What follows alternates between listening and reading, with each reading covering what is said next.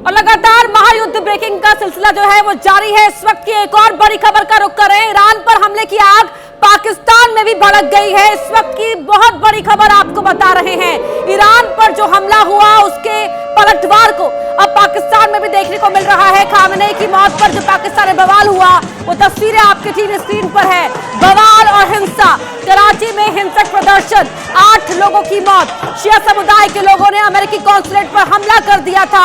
प्रदर्शन पर काबू पाने के लिए पुलिस की ओर से फायरिंग की गई।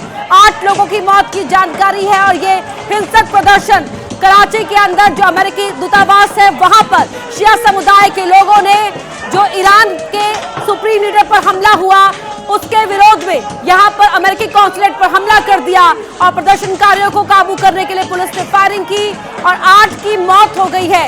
यह हमले की आग पाकिस्तान में भी भड़क गई है और अब इसीलिए ईरान कह रहा है कि अमेरिका को बड़ी कीमत चुकानी पड़ेगी। शिया समुदाय के लोग जो कराची में भी रहते हैं उन्होंने ये प्रोटेस्ट किया।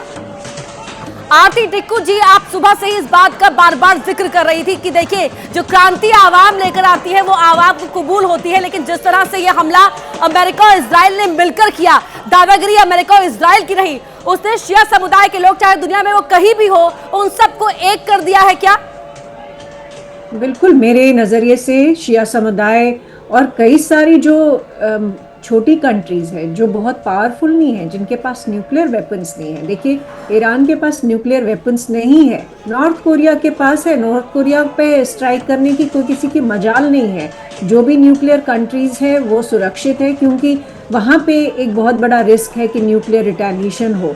लेकिन ईरान के पास न्यूक्स नहीं है और इसकी वजह से मुझे लगता है तेहरान में जो अभी आप प्रदर्शन दिखा रहे थे, लोग मॉर्निंग के लिए निकले हैं, इस सब से ईरानियंस जो है और पूरा शिया समुदाय पूरी दुनिया में उनको ये कहीं ना कहीं लगेगा कि ईरान के पास न्यूक्लियर वेपन्स होने चाहिए। उनको ये कहीं ना कहीं लगेगा कि शिया समुदाय एक छोटा समुदाय है सुन्नी समुदाय के कंपैरिजन में। अगर आप अरब कंट्रीज़ को देखें, उन्होंने कोई मदद नहीं की ईरान की, कोई उनको बचाने के लिए नहीं आया, कोई उनको सपोर्ट करने के लिए नहीं आया।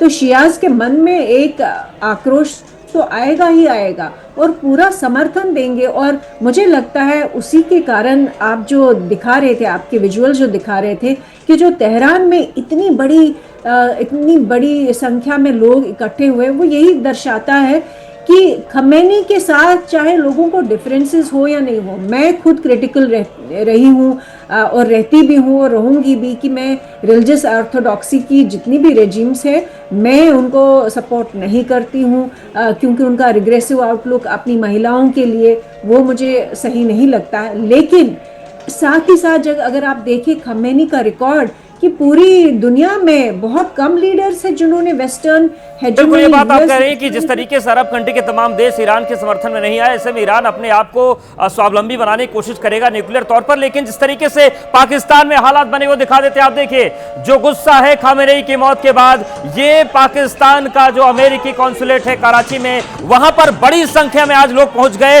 और उन्होंने प्रदर्शन किया है और अमेरिका के खिलाफ विरोध जताया। आप देखिए अमेरिकी कॉन्सुलेट है कराची में, इसको पूरी तरीके से तोड़ने की कोशिश की गई। जैसा कि शिवांग थोड़ी देर पहले बता रहे थे कि यहां पर बाकायदा लोग पेट्रोल लेकर पहुंचे थे, आग लगाने की कोशिश भी थी। और 3 तस्वीरें देखिए आपके सामने हैं, ये बड़ी संख्या में भीड़ नारेबाजी कर रही है, यहां पर लोग सड़कों पर दौड़ रहे हैं और ये जो उग्र भीड़ है जिसने कॉन्सुलेट को तोड़कर उसमें घुसने की कोशिश की और यहां पर उन्हें काफी देर तक हंगामा खड़ा रखा।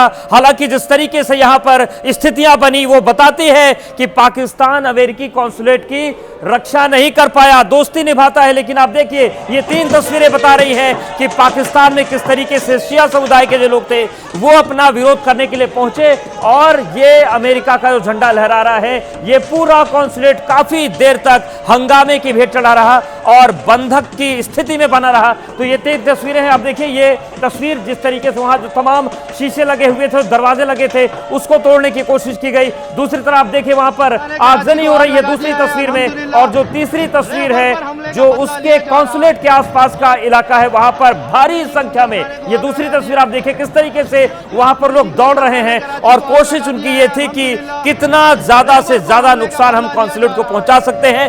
हालांकि बड़े नुकसान की कोई खबर नहीं है, लेकिन ये तस्वीरें बताती हैं कि गुस्सा किस तरीके से पाकिस्तान में बरपा है।